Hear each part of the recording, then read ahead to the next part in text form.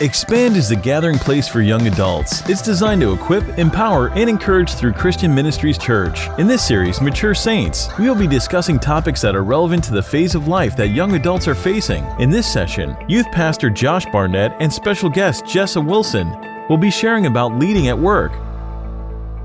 Well, welcome to Expand, everybody. I love Expand. I loved it since me and Paul started it back when it was just online. Back when we just did did anybody ever watch the Facebook Live videos? Yeah. Those are fun. Kaylee never watched them. That's all good. Wow. But I love that we've made it a group, and I love coming and eating donuts with you guys every week and getting sugar rushes and drinking coffee, so I'm up till midnight.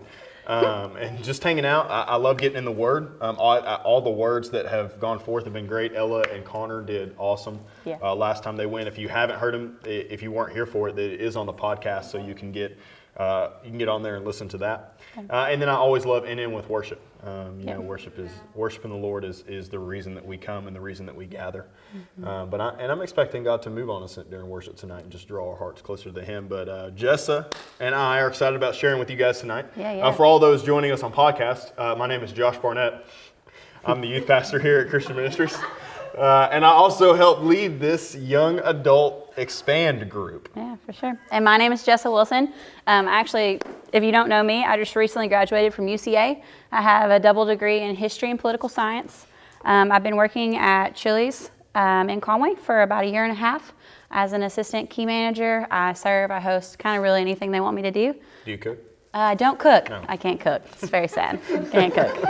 Not at all. And then I worked for the Faulkner County Judge for 2 years. I really love doing that. But yes, that's pretty much me. Tonight, basically what we're going to talk about is leading at work. As a young adult, most of us are in the work field, and I think people get confused. A lot of you might be in school, but your school is your work field right now in this time period of your life, for sure. Even if you are, some of us are starting college, others are starting in your temporary jobs. I know a lot of you are starting in your careers in those first few years. But the majority of us are working in some form or fashion. Most of us are out of our parents' house. We have bills to pay, lots of responsibilities going on right now. Because of that, there's a lot of challenges that come our way. So we want to just kind of address some things that come up for young adults a lot of times in the workplace. So some things we're going to hit tonight. Tonight we just basically want to talk about what it looks like to be a godly leader at work. Mm-hmm. Things like, what does that look like? What are some ways that you can stand out as a Christian leader? Mm-hmm. How do you maintain a good, healthy soul, a strong faith while you're in a secular environment, while you're in that workforce? And what are some ways that you can set yourself up for promotion? Good. So we got 3 key points. I don't know if anybody's taking notes. I don't see any. Wow. It's okay. Wow. That's all right. I'm just kidding. If you want to take notes, I got 3 main points if you want to jot these down. Or you can I know you guys are going to go back and listen to this podcast 3 more times. So, but anyway, I got 3 main points that we want to give you tonight about leading in the workplace as a Christian. Number 1 is you are a Christian first. For sure. You are a Christian. You are a kingdom builder first and foremost. That is your priority in life. And your title as an employee, as a boss, as a manager, as a teacher, as a college student, all that is secondary. Right. All that is a byproduct of your first calling, which is to be a Christian everywhere that you go. Mm-hmm. And so really, like our only priority, our number 1 priority, is to be a Christian wherever we're at. Right. By stepping out into the work field, you are putting yourself in a sphere of influence. Yeah. And stepping into that sphere of influence, you have a call on your life to bring the kingdom of heaven into that sphere. Does that make sense? Mm-hmm. Bring the kingdom of heaven, to bring heaven's dominion into the earth. Matthew 5:13-16 says that we are called to be salt and light everywhere that we go. So we're supposed to bring revival into our workplace. That should be our number 1 goal, is to see our coworkers, to see people that we serve, customers in our workplace, to see them come to know the Lord. That we're supposed to shine that light and be that salt. Yeah. And I want you to know that your vocation, your job title is irrelevant. Right. You're in full-time ministry. Yeah, for sure. Every person is in full-time ministry. Just because you're not getting paid by a church per se, you're in full-time ministry because you're full-time saved. Right. That's good. Nobody's part-time saved. And so you're full-time saved, and so you're in ministry full-time. You have an open heaven above you full time. You carry this gospel with you full time. You got to understand that wherever you go, the same Spirit that lives, that raised Christ from the dead lives in you. Not just in your pastor, not just in missionaries.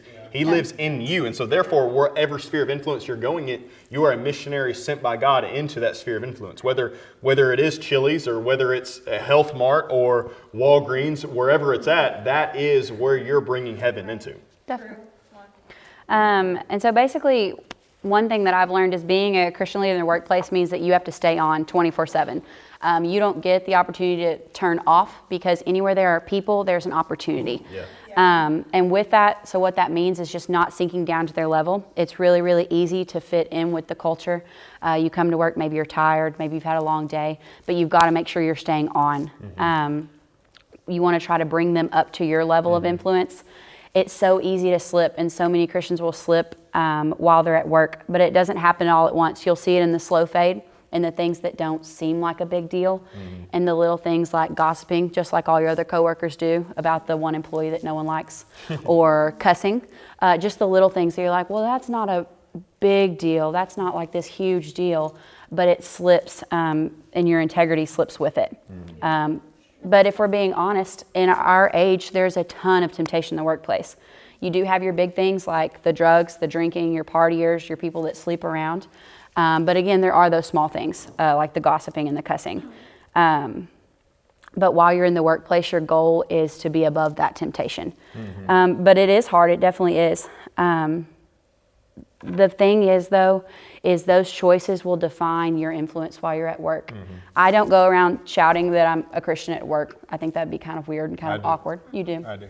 I just run around going, I'm a Christian. Yeah, he has a T-shirt too. I love Jesus. Yeah, see, it works for some people. I don't, but I get a lot of weird looks. I'm sure. Sure, you should just get a T-shirt. It'd be a little easier. I have a bunch. I have one that says "Yay God." Oh, that doesn't surprise me. Doesn't surprise me. But basically, people know I'm a Christian by the way that I act. By the fact that I don't gossip, even if I don't like a specific coworker. I try to love them anyway. Right. I don't use the same words that they use, and those little changes and those little differences make you different. And yeah, Shell, I know you know too. But it really comes down to: are you going to choose obedience or disobedience, the right or the wrong way, or God's way or your way? And that's really what it comes down to. Really good. In 1 Corinthians 15:58, it says, "Therefore, my beloved, be steadfast, immovable, always excelling in the work of the Lord." Yeah.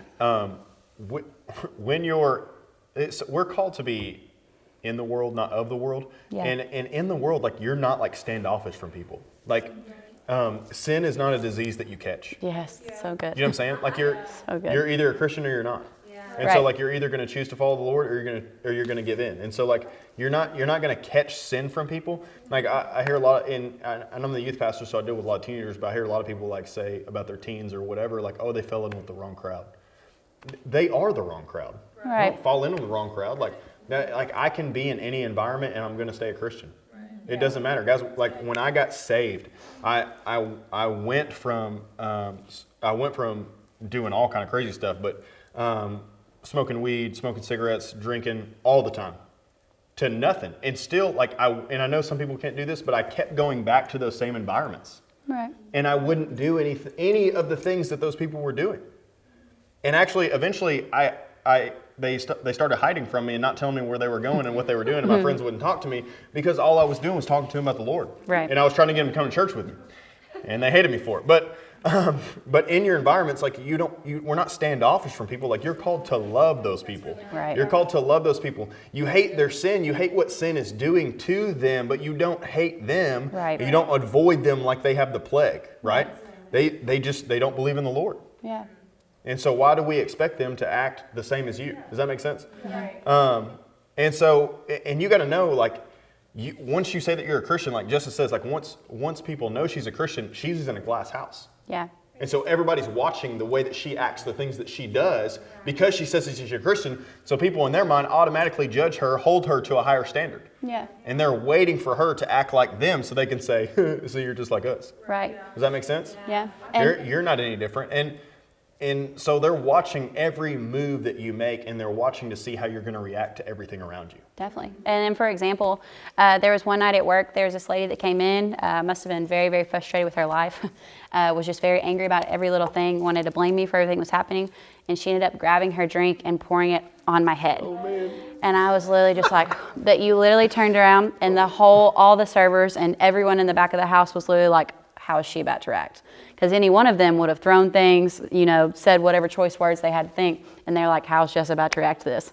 And I'm not lying, my first thoughts were, oh my goodness, I didn't want to react well, but because you are in that glass house, you can't choose to react in your feelings and your flesh. So That's so good.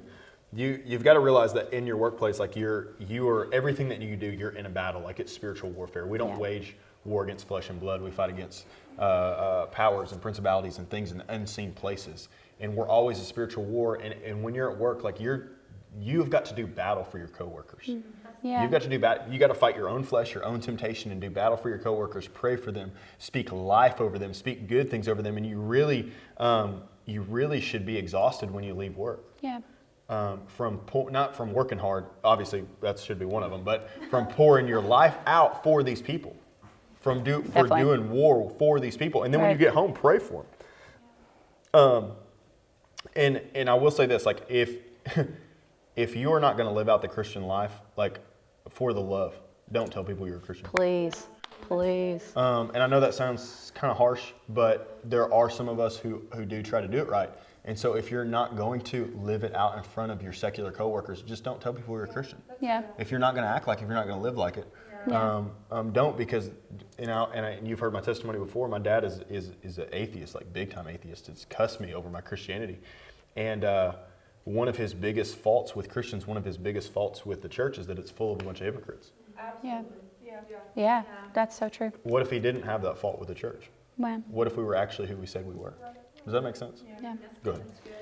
My goal, I think, when I come to work is to see work in a different light. It's not just, I have to go to work, I need to make money to pay my bills, which, don't get me wrong, you do work to pay your bills, to provide for yourself, and if you have a family, to provide for your family or your spouse, and those things are important.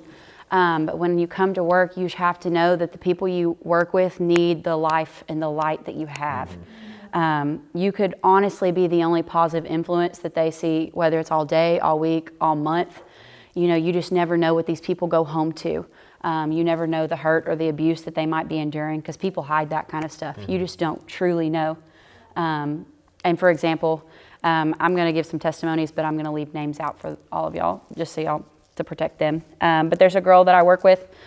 She sleeps on my couch once a week when her boyfriend gets too drunk and angry, and she's afraid for her unborn child's life. Wow. Who's going to be there for her?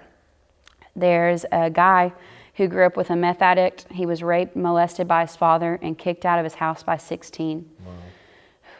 He lived in his car and on random couches for 2 years until he got a job at Chili's. And this past year, we helped him find a homeless shelter that he could afford, until he could afford an apartment.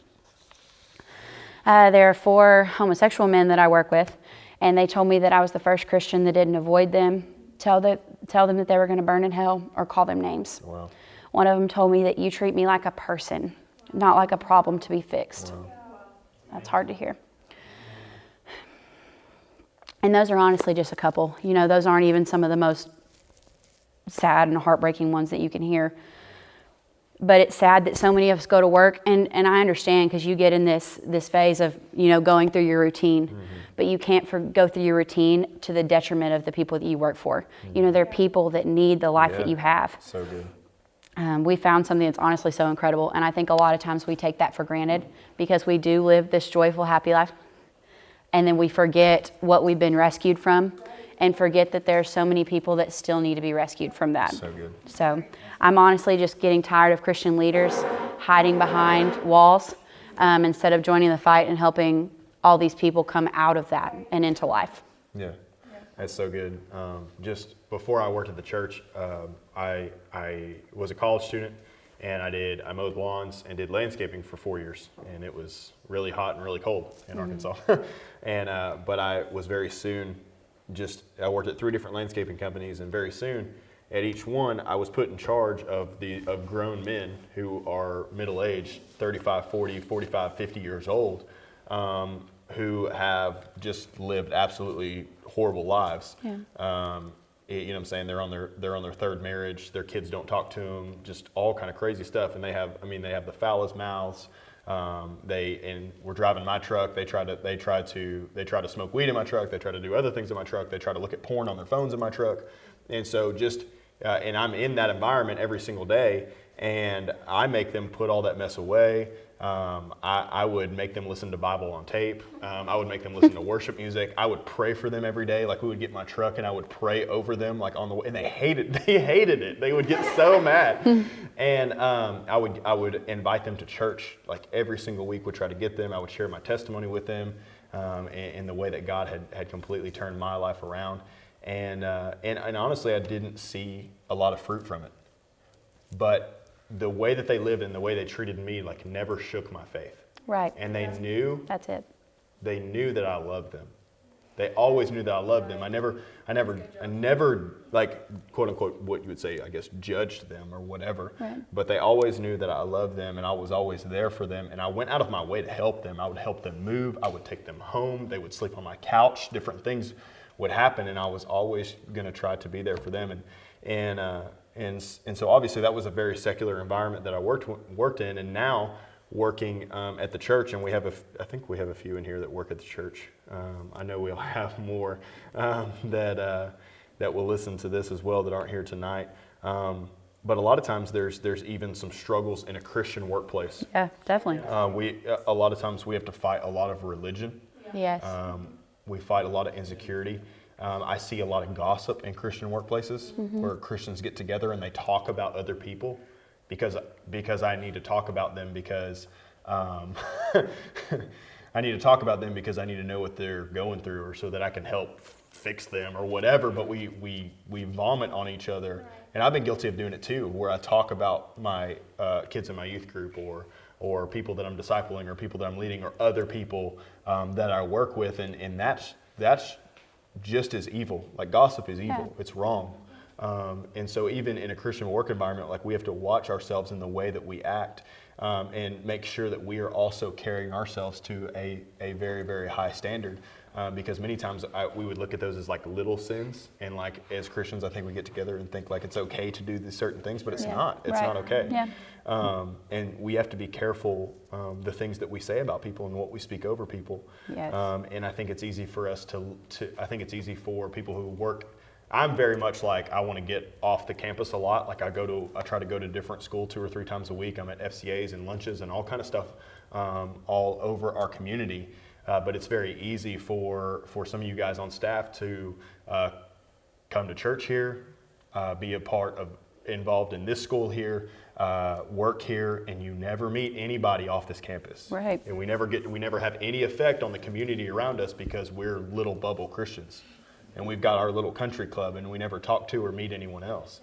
And we've got to be very careful. And it's easy to look on the outside and be like, well, I'm not talking to them because they're not like me. Man. Yeah, come on. That's horrible. That's very pharisaical. Yeah. And so even working in a Christian environment, we have to make sure that we are not leading that way. Yeah. Does that make sense? Yeah. And then going into, sorry, we were taking way too long on number one. Number two, second point is this one won't be as long, I promise. As a Christian leading in the workplace, you have to set an example. Yes. You have to set an example. If you are a Christian working in the workplace, you should be the best employee that company has ever had. Yeah. The best employee that has ever had. Colossians 3:23 says, whatever you do, work as you're working for the Lord and not for human masters. Work as you're working for the Lord and not for human masters. And this is interesting. The Hebrew word for work is the same word they use for worship. The Hebrew word that they use for work in the Old Testament is the same word that they use for worship. Yeah. Not that we worship our work, but when God placed Adam in Genesis chapter 2 and he said, work and tend the garden, the same word stands for worship. So what I am doing when I am doing it and when I'm working it for the Lord, it's actually a form of worship. Wow. Does that make sense? Yeah. And so when I'm working my tail off, when I'm doing what he has called me to do, whatever it is, I'm bringing worship to him. When I mowed yards every day, I acted like every yard that I mowed was for Jesus. Like this is Jesus' house. That's what I acted like. And so if this is God's house, like I'm going to make it amazing. Like it's going to be the nicest yard on the block. These lines are going to be so straight. I don't know if you've ever mowed a yard before, but these are going to be the best lines on the block. There's not going to be a leaf in this yard. Like I'm going to put a nasty edge on that driveway. Y'all probably don't know what that means, but listen. but I was like this. Like if I'm not working for this customer. I'm working for God. And through putting all that I had into that, that's actually a form of worship to the Lord. Yeah. Ephesians chapter 6 says, slaves, obey your earthly masters with respect and fear and with sincerity of heart, just as you would obey Christ. Yeah. Another thing I hear Christians say a lot is, I can't be an example because the people I work for are mistreating me, or they're not people that I can look up to. But I'm going to read a verse to you. It's 2 Peter 2:18 through 19. Not just for those that are good, but also for those that are harsh. So here's the thing. It doesn't matter how you're treated. It's how you treat them in return. So they can be terrible to you. And I've had employers in the past that I'm not particularly fond of, and I don't particularly enjoy working for them. But in turn, I'm still going to love them and to treat them the correct way, even if they're not doing it for me. And then a lot of times you'll hear Christians say things like, well, being a good employee, that doesn't help me witness. Isn't that the whole point of my life, is to be a witness for Christ?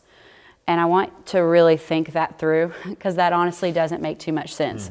It's most definitely a witness to not only the other employees, but to your manager, to see that difference into you and to see the example that you're setting. And not only that, it's just a show of your overall integrity to step up and make that difference. But the thing is, if you look like every other employee, you're not standing out. And if you're not standing out, then they're never going to want to know what's different about you. Like, again, a lot of times you're not shouting the fact that you're a Christian over and over again. But people should watch your work ethic and wonder what's different about you. So good. So good. And then in setting the example, just some practical things that we should do as Christians. Number one, be on time. Yeah, come on. Be on time. Be on time is good. Be early. Yeah, have you ever heard early is on time is late is fired? But we should be, and listen, this is something that in my generation too, your generation, this is something that we struggle with for some reason, is showing up on time. Yeah. But that's huge. That says if you'll show up on time, like you're already putting yourself like heads and tails above everybody else. Come on, it's so true. Another thing is stay late.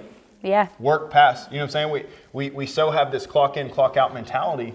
But we should have an owner's mentality. We should have a boss mentality where I'm going to stay late and I'm going to work until the work's done. Yeah. Whether I'm getting paid for it or not. Well, if I'm not getting paid for it, I'm not going to work past the time that I'm supposed to clock out. Well, I mean, if I'm a manager and I'm going to promote somebody, I'm going to promote the person that wants it. Right. And if somebody's staying late every single day, if they're the last one to leave every day because they're working so hard, you're getting it, buddy. You know what I mean? Not the most talented, not the most gifted, not the most charismatic person, but the one who works their tail off. Be the hardest worker that company has ever had. Do a perfect job. Yeah. Like do something and then make it better.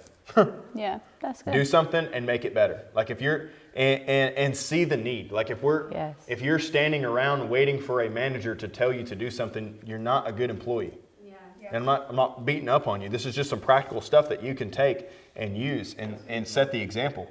Don't look and see what needs to be done. Yeah. Look and see what needs to be done. Like does an extra floor need to be cleaned? Like is there stuff that you can get ready for tomorrow? Like is there a project that you finished that you need to go back and do again? Right? Yeah. Does the bathroom need to be cleaned? So like whatever it is there something else that you could do? And look to help other people in their jobs. You finish yours. I know this is big in the restaurant business too, but look to help other people finish their jobs and do those things without being asked or told. And then come ready and equipped every day. You know, as you guys have exited the teen years and are now in your 20s, we don't need to stay up till 2 a.m. every single night unless you work at Chili's and you're working till 2 a.m. But if you have to be at work or 7:30 or 8 o'clock, it's not a very wise thing to stay up till midnight, 1 in the morning every single night. Right.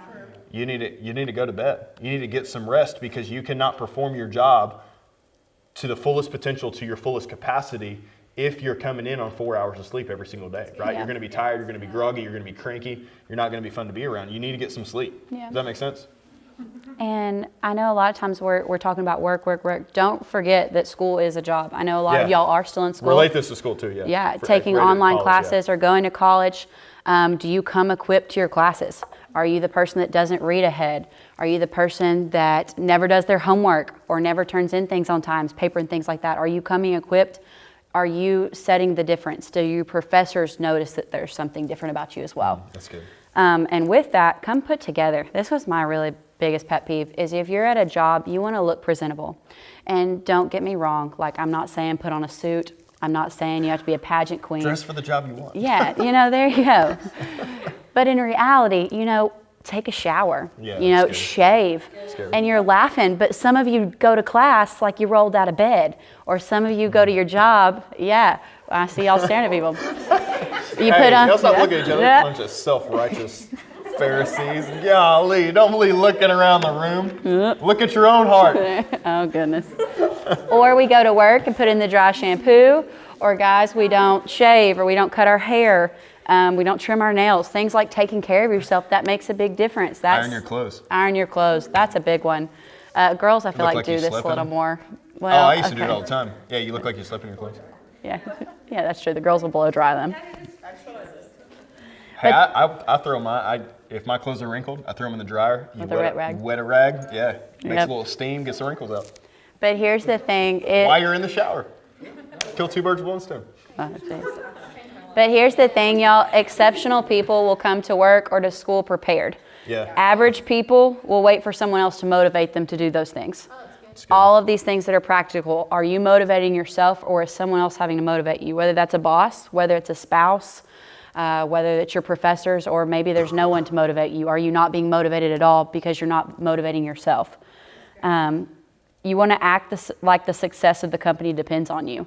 So whether that's, your classroom, whether that's your household, that you're, keeping that together with your spouse or your children, you want to act like you are the one keeping it running. You want to work hard and continue on that. And another one is, if you are at work or at school or whatever is your work environment, stay off your phone. That's a very practical bit of advice, but employers, that is a big one for them. No doubt. If you're on your phone, I have a boss that literally will fire you for it. Yeah, my dad fires his guys on the spot if they're on the phone. It's just, you don't come to work to text your friends, to be on social media, to look up anything on Google. Like, you came there to work, and you want to remember the reason you're there. Mm-hmm. Our phones can be such a big distraction, and even in the workplace, they have such a huge toll over a lot of us. But being on your phone is not going to change anyone's life, and being on your phone is not going to set you apart and make you stand out in the workplace. I wonder if they've done research on how much companies actually lose money by people being on their phones. They did a study on how much companies lost in the U.S. on guys being on their fantasy football, and it was over $17 million. Wow, that's crazy. That's crazy. The last bit of practical advice I have for you is to not be a complainer. That's good. And this one is really, really hard for our generation. And this is something I struggle with too, so I understand. It's hard for me too. Yeah, everyone struggles with this. But you want to be that positive light. Mm-hmm. But you are not being a positive light, and you are not showing Christ if you come into work, man, this, and this happened, and I'm just tired, and I'm just exhausted, and I don't really want to be here. Here's the thing. You signed up for your job, or you signed up for your school. You got married and made that choice, whatever it is. Mm-hmm. That is your job. That is where you work, and you made that choice. So being negative and complaining is only bringing everyone else around you down. Mm-hmm. And that, again, that's not setting you apart or making you stand out either. That's good. So, yeah. And I would say don't complain about the job that you got hired to do. Yeah, that's a good one. Like, you signed up for $7.50 an hour. Yeah. Like, it's so funny how we smile and agree and sit through all these interviews, and then 2 weeks into work we're like, oh, I hate this. Like, what? Hang on, you signed up for it. Yeah. I don't know what. You agreed to this. You know what I'm saying? And then also, did you say this? Don't bring your personal life. Mm-hmm. Did you say that? Well, I kind of touched on it. Just a big thing, a lot of us have stuff going on at home. No one has a perfect life. And so if you come in with that negativity, there's always outlets that you have in your life, and there's a time for that, whether that's your friends or a mentor. There's definitely, you need that outlet to vent or to get that off your shoulder. But the workplace is usually almost always not it. We're going to go with almost never. But it really does. That's another thing that will just drag the whole team down. That's good. So Good. Okay, and then the last point we want to talk about is because a lot of us are maybe in low-level position jobs, or we're just starting our career, or we're in temp jobs because we're younger. My third point tonight is allow promotion to come from God. that's good. Allow promotion to come from God. My generation, millennials, and then what's this generation called? We're millennials. No, y'all are Z. Y'all are Z. I thought we were If you're millennials. Under what? I'm 95.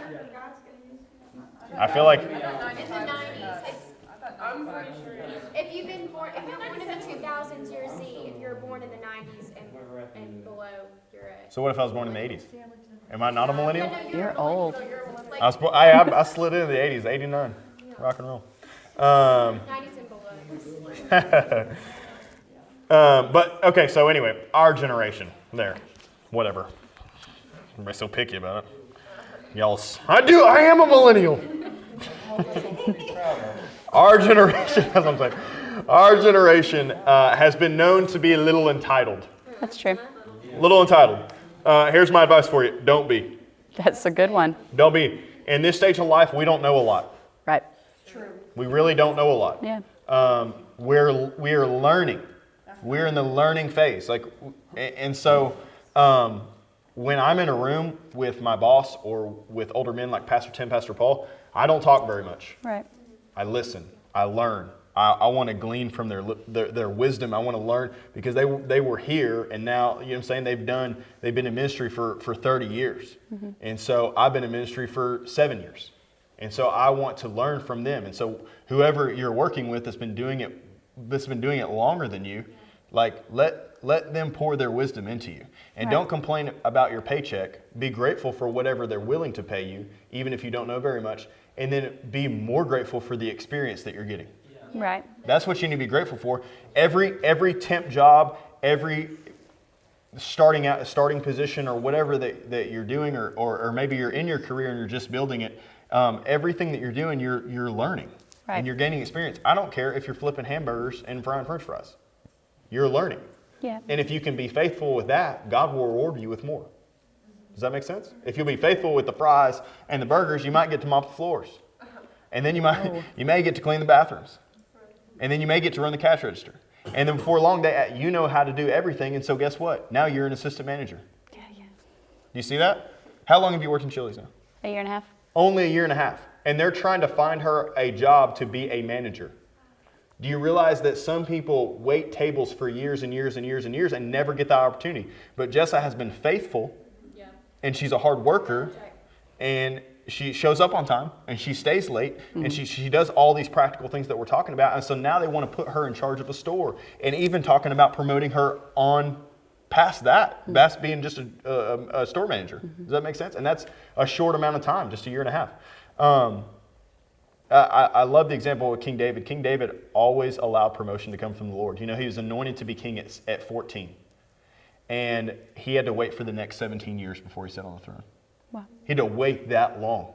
He was anointed at 14. God, you're going to be the next king. He even had the opportunity a couple times to kill the man who was on the throne that was trying to kill him, and he did not. Instead of taking his promotion into his own hands, he waited and he allowed the Lord to promote him. And all through the while, he grew in the process. Now, and I just want to say, wait, am I saying that later? Go ahead. No, You talk. A big thing that comes down to is so many people want the end result of hard work, but they don't want to put in the hard work to get to it. But the thing is God doesn't work that way, and the workforce doesn't work that way. Our generation is the fast food. You know, you want your food in the microwave super fast. If you drive through the fast food lane, it's not ready in a minute, you're mad about it. We want everything super fast. We want it right now, and that's just kind of how our generation is. And we've grown up in that and feeling entitled to that. But the thing is God will operate and always operates in a season of farming.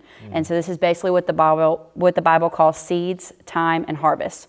And basically that just means that sowing seeds is going to take time. Like you don't plant a sunflower seed and then the next day there's a sunflower. Right. Like it takes time to see that harvest, and it's the same way in the workforce. You plant those seeds, those little bits of hard work, that extra hour you stayed, that help that you gave to your coworker or the help that you gave to your classmate. Later on you will see the seed of that. The harvest of that seed. Basically to build anything of value, to build any sort of legacy within your workplace, within your school, within your household, it's going to require a lot of obedience to God and a lot of time. It's going to require you to get up. It's going to require you to go to work over and over again for a long time, often doing the same things over and over and over again, going to the same church, staying married to the same person, having the same kids. You can't just wake up one day and be like, I don't really want these kids anymore. I'm going to give those away. It doesn't work that way in a marriage. And in the same way, it doesn't work that way in the workforce. Basically, you have to be someone that's willing to put the $10 a week in your savings instead of spending it on shopping and vacation. Be willing to plant those little seeds and do those little things that will make a difference. And give it time to grow. Yes. You know what I'm saying? I think we get up, we put money in our savings account, and I did this too, but I would build up to like $500, like, oh man, like I can buy something cool or whatever, and just blow all that. Oh yeah. And have no thought about my future at all. Yeah. So, and that's hard, but it's hard to do, but it's super, super important. Yeah, it doesn't make a difference if you save $10 and the next week you go spend it on Taco Bell. It's like, well, that was pointless. Hey, Taco Bell's delicious though. It's worth it, but still. It's worth it. It's not as good as McDonald's though. Gross. We won't get into that debate. It's not what today's for. But basically, here's the thing. If you're not happy where you are now, you're not going to be happy in the end result. Because here's the thing, happiness is an inside job. What that means is happiness doesn't come from what's around you, from what's going on. That's the difference. Is happiness is a feeling, joy is a decision. You have to choose to be joyful, and that's all on the inside. It doesn't matter what's going on around you. One of my favorite quotes is, you may not always get to choose what happens to you, but you always get to choose what happens in you. I love that quote. And I know for me, like he was saying, is I have been working there, it's like a year and a half somewhere, and I was just serving one day, and literally one of our corporate officers came up and was like, hey, I think you should be a manager. Would you like a job? And it was like, whoa, it wasn't even something I was thinking about. I wasn't even honestly considering it, but God does promote in his time, and it's usually not in the way that you expected or planned it yourself. So for sure. And I just want to say, like, when I was doing landscaping and mowing yards and stuff and going to school full time, I never expected to be on staff at the church or the school. I never asked for a job from here. Never expected one from here. I was just being faithful to my work and to this church, and I gave my life to it. And Sarah and I were here every time the doors were open. Whether we were helping with basketball or in youth group or church, we were willing to serve the church's needs, whatever and whenever, and that never asked for a job. They offered me one, and I took it. But I want to let you know, like, I would be just as content if the government came and shut this church down tomorrow and I had to go back to mowing yards next week. Because when I was mowing yards, I was still doing ministry. yeah, that's right. I was still doing what God, you know what I'm saying? I can go get a job as a cashier at Walmart and be doing ministry every day. Definitely. There's ministry everywhere. And I think being on church staff sometimes to a lot of people has become like this sexy thing of like, I want to like work at this cool, awesome church or whatever. In our culture now, being in ministry among Christian people has become like this sexy thing, or I want to be on the worship team, or I want to be a pastor on stage, or I want to do the cool social media stuff, or I want to, you know what I'm saying? And it has become, or I want to lead a small group.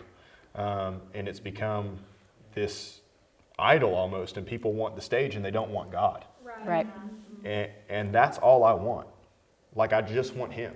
And so it doesn't matter to me if I'm a youth pastor or if I have to go back and mow yards. There's still a call in my life to work with young people. So guess what I'm going to do? I'm still going to work with young people just like I was doing before I was here. Does that make sense? And so the stage might change, but I would still do ministry. It's not about my position in front of man. It's about my position before God. That's right. He satisfies me, not my ministry role, and not my job, and not my vocation. He satisfies me alone. And if I live in His presence, I will always be satisfied. And if I live in my presence, it doesn't matter what stage I'm on, whether it's on stage at church, or whether it's behind a mower, or behind a cashier, or in a drive-through. Doesn't matter what stage I am on, I'm going to honor the Lord, and in time He will promote me. And I'll be honest with you too, I've never asked Tim Brooks to speak. I never have, and I never will. I'm just going to work faithfully in what He has put me in charge of, and if He asks me to speak, that is God promoting me. Does that make sense? Okay, cool. So in closing, our 3 points about leading at work was you are a Christian first, you are a full-time kingdom builder, you are never off. Number 2, as a Christian, you set the example in your workplace. You set the pace, you work always like you're working for the Lord. Right. And then number 3, allow promotion to come from God. If you lead at work in a godly way, if you're a servant of all, if you are faithful, then God will promote you. Thank you for joining us for Expand, a podcast designed for young adults. Expand meets twice a month on Thursday nights at the CMC campus from 7 p.m. till 9 p.m. For more information, you can find us on Facebook at Expand Your Influence.